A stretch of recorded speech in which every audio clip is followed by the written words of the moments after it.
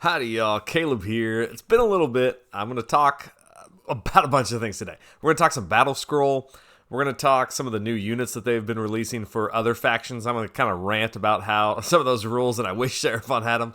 And I'm going to look at a couple lists that have done well over the past few weeks. So check below for the timestamps if you want to skip around a little bit. Alright, so Battlescroll was released last week and had some points updates and some rule changes. So I wanted to take a quick look at that. Wasn't anything too impactful for us on points. But we'll get to some other stuff in a second. So we see Seraphon only had one update, and that was to the Slann. And the Slann got a 15-point increase. So I feel like we got off pretty light on the points increase, especially on the Starborne side of things.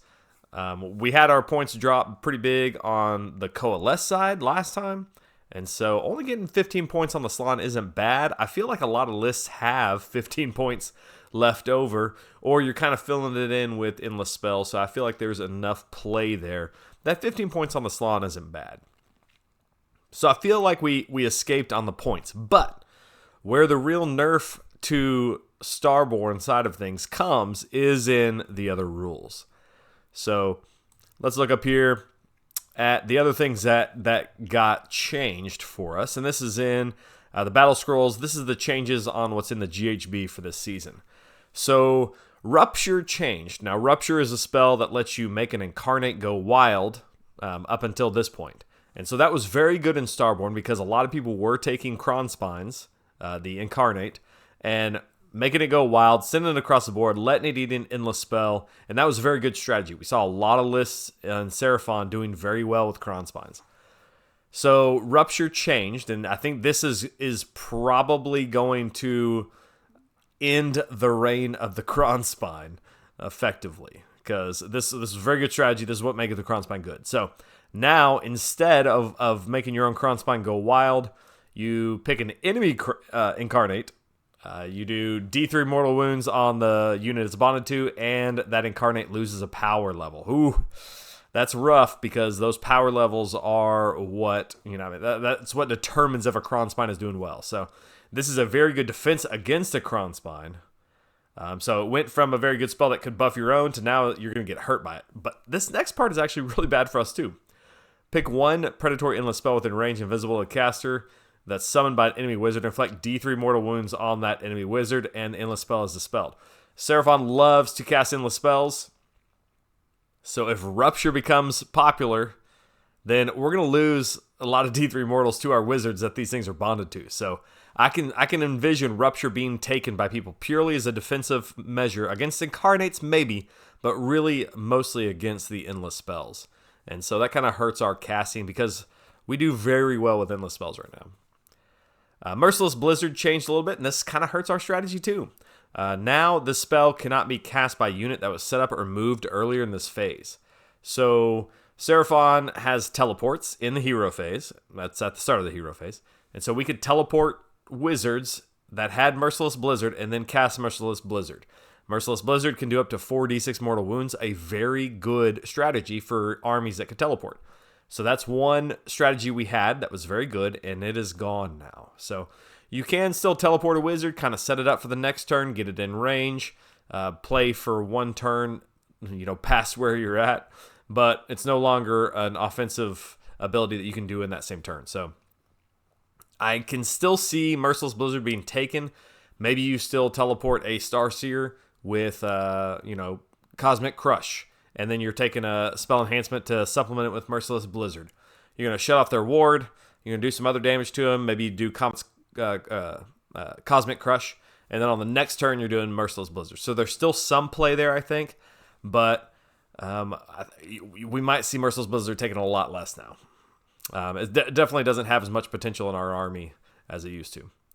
The next one, no risk. That's just a battle plan change. I think it was just adding hero to the wizard. Not a big deal for us. Malevolent Maelstrom changed a little bit, but I don't think this one impacts us too much.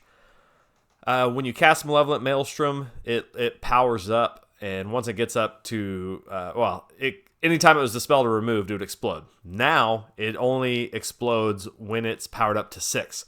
I never found that to really be a problem. I'm usually getting Maelstrom up to a power level of 6.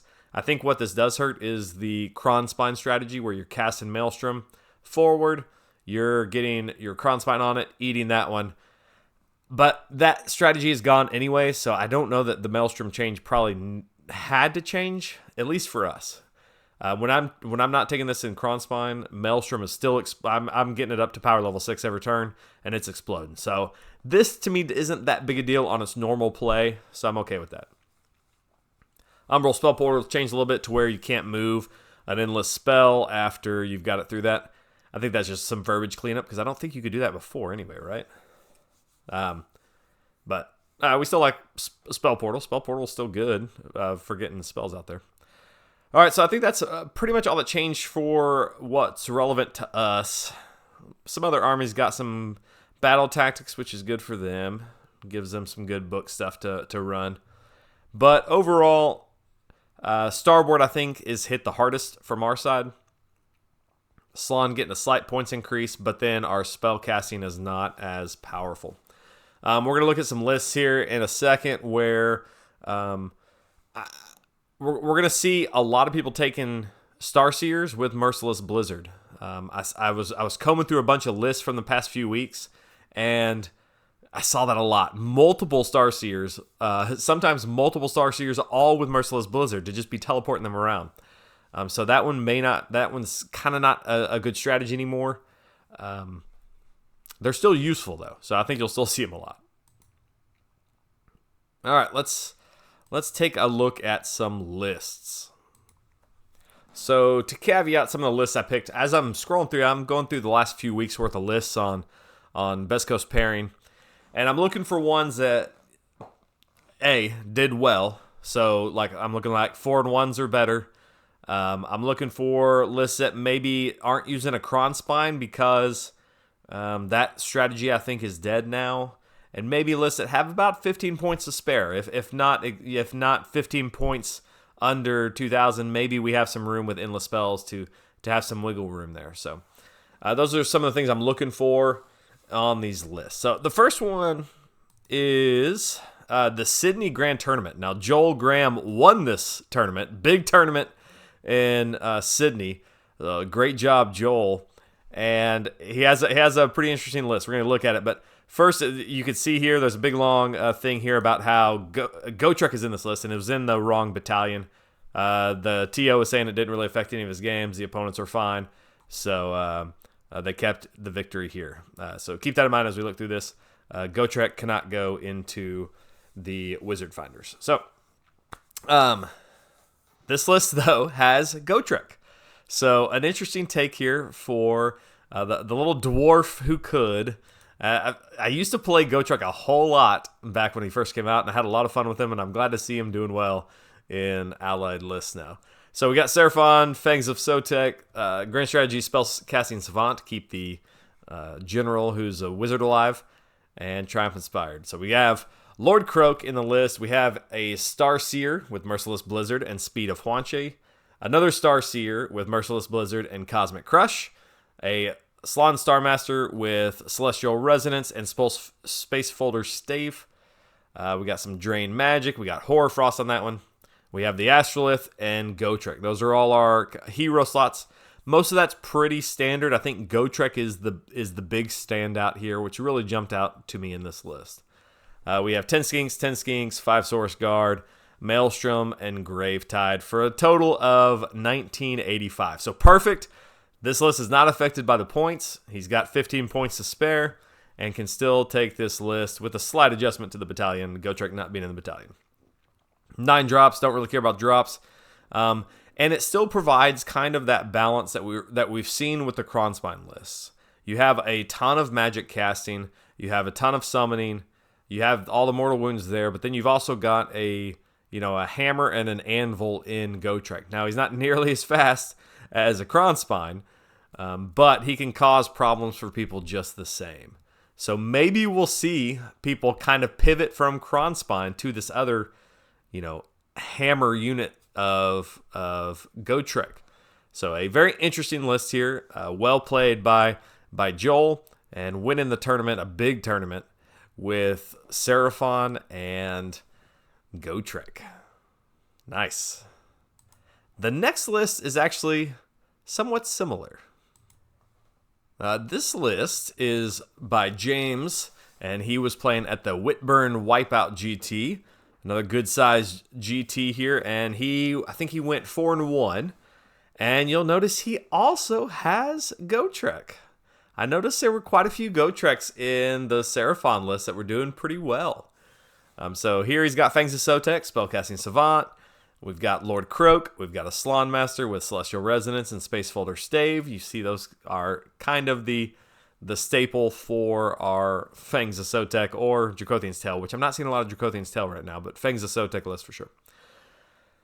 We've got our Skink Starseer with Merciless Blizzard and Cosmic Crush, Astrolith, and Gotrek. The difference here is, it's not a whole lot. This list doesn't have that second Starseer, but it still has most of the core of what made that other list good. Source Guard, some Source Warriors to provide a few extra little bodies there, some Skinks, Gravetide, Maelstrom, and Geminids. I like the addition of Geminids in there. That is Geminids is so good. So good. Especially with our range, we can get that pretty far. So we got that in Command Entourage and a Battle Regiment for 4 drops, 1975. So this one fits comfortably under the 2,000 point total once we add that 15 points onto the Slann. Only 87 wounds, pretty light. What was the other one? What was the other? 83 wounds. Man, that's so light on wounds. But you do have Gotrek, which counts as quite a few wounds. So Gotrek's hard to kill. Krox hard to kill. Basically, your heroes, that are guarded by the guard are going to be pretty tough to kill.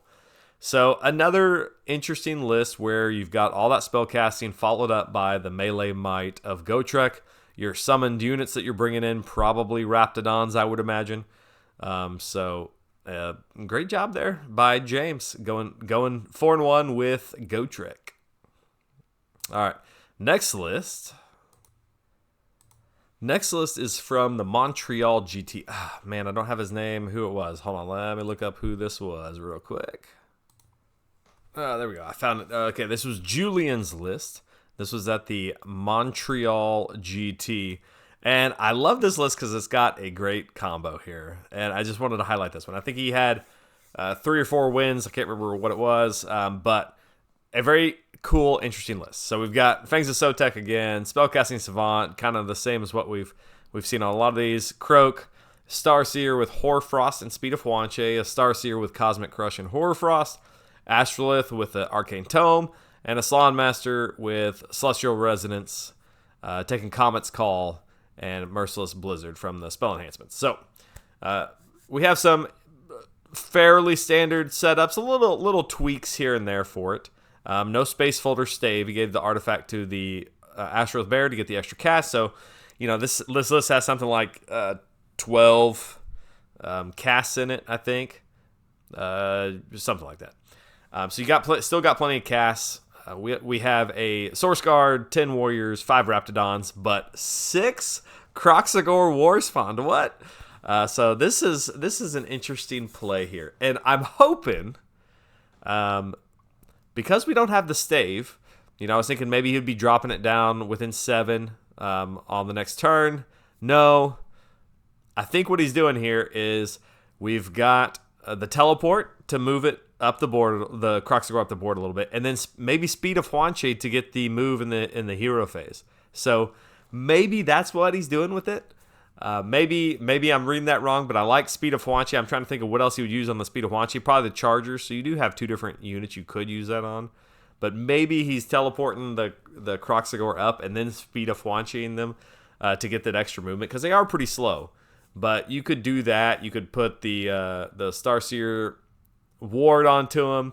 You've still got another one in your back pocket, another Starseer to buff them up on the next one. You've also got Horrorfrost. If you wanted to do that, you could make them to where they're hitting on 2s. Is probably what I'd be aiming for on the main weapon. And so you can kind of buff up these Kroxagore a little bit here in Fangs of Sotek list. So I like this. I like anybody that's willing to take on some Kroxagore on the table and do well with it. So a nice little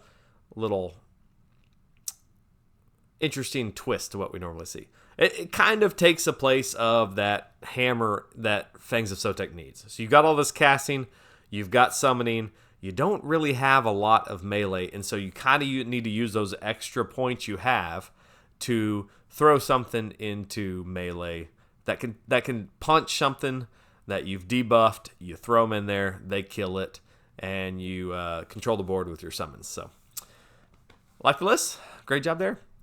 I was trying to go through, I searched through a whole bunch of lists, and I was trying to find Koatl's Claw lists or Thunderlizard lists, and I wasn't really too successful. There wasn't a whole lot of Koatl's Claw or Thunder. There was almost no Thunderlizard lists played in the last few weeks. There was quite a few Koatl's Claw, but nobody really breaking that 4-1 barrier. I saw some 3-2 lists. There was one I highlighted a few weeks ago with Krox and 12 Agrodons. He played again and did pretty well, 3-2. So I think that's kind of where Koatl's Claw is probably going to hang out for a while, is at that 3-2 bracket, which is fine. That's always what I'm aiming for when I go to a tournament. I'm just trying to get 3-2. But nothing really punching too high in Koatl's Claw at the moment. Thunderlizard is definitely struggling. I've tried to do a couple lists with Thunderlizard, and I just can't come up with anything that feels good there. It just always seems to be better in Koatl's Claw. So, all right, let me know if y'all see any good lists that are in Koatl's Claw or Thunderlizard doing well. All right. Oh, I kind of wanted to rant for a second on a few of the new models. So, Trugg came out, this giant troll, which is pretty. I love the model. It's a great model, but it looks like he's kind of used a Seraphon artifact there, a Seraphon terrain piece on his back. I'm not too happy about that. But I do like the model. It's pretty cool. But the rules are what kind of make me angry, okay? As a Seraphon player, I see this rule, and it just adds salt to the wound. It looks like he's got, a piece of Seraphon arcane terrain on his back, and now he gets a super cool rule that should be on the Engine of the Gods. So here's how this works. In the hero phase, you're going to roll a handful of dice, and you're going to pick one of the results. Sound familiar? Kind of sound like the old Engine of the Gods roll. So you don't get total control over it, but you have some flexibility. And so you can see here that it shows a couple of different things you can do. Add 1 to the attacks, improve Rin by 1. You can get extra commands. You can basically make yourself immune to shooting. Or you get a ward of 5. So all that's fine to put on him, but they have a rule here, which you basically apply this to the entire army, which is just like mind-blowingly good. Incredible. So I'm reading this and I'm thinking, who wrote this? How come the Engine of the Gods is not anywhere close to this? This is what the Engine of the Gods should have been. And this is what Thunderlizard should have been. So the Engine of the Gods should have had these abilities, and then if you took it in Thunderlizard, it applies to the entire army. That would have been awesome. That would have been fun. Instead, they made the Engine of the Gods useless, and they put that piece of terrain on the back of this stupid troll.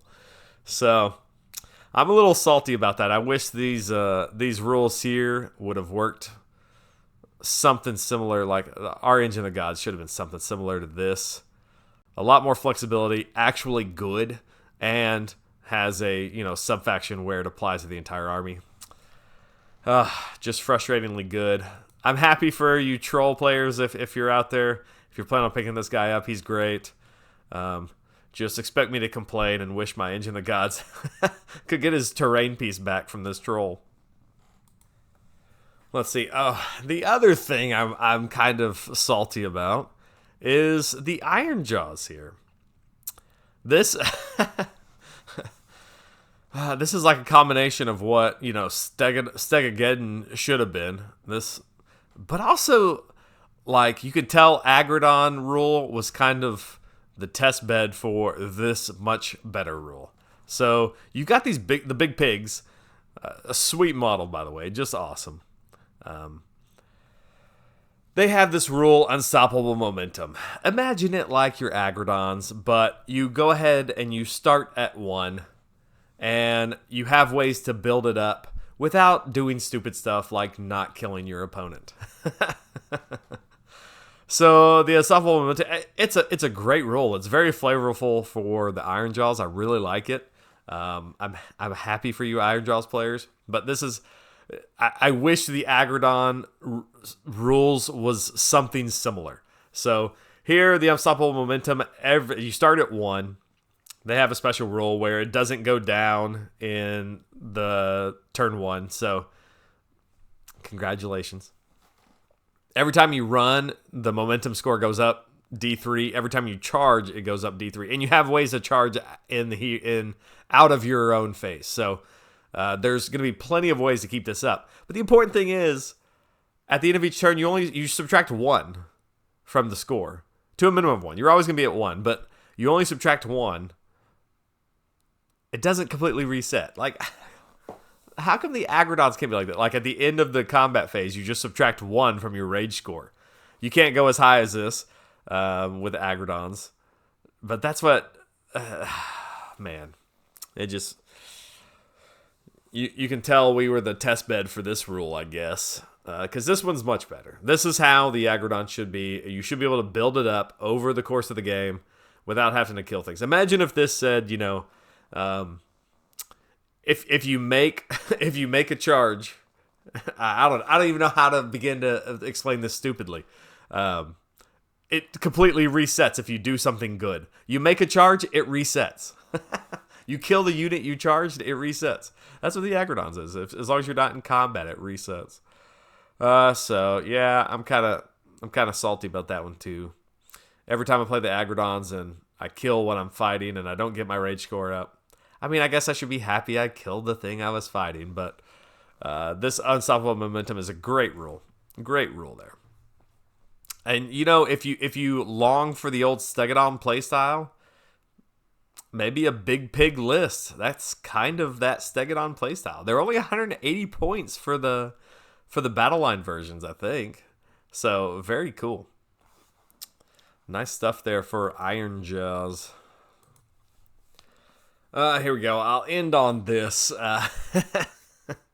This is a very fun list I took for Thunderlizard. I didn't take this to a tournament or anything. I just played this this past evening with my son here at home.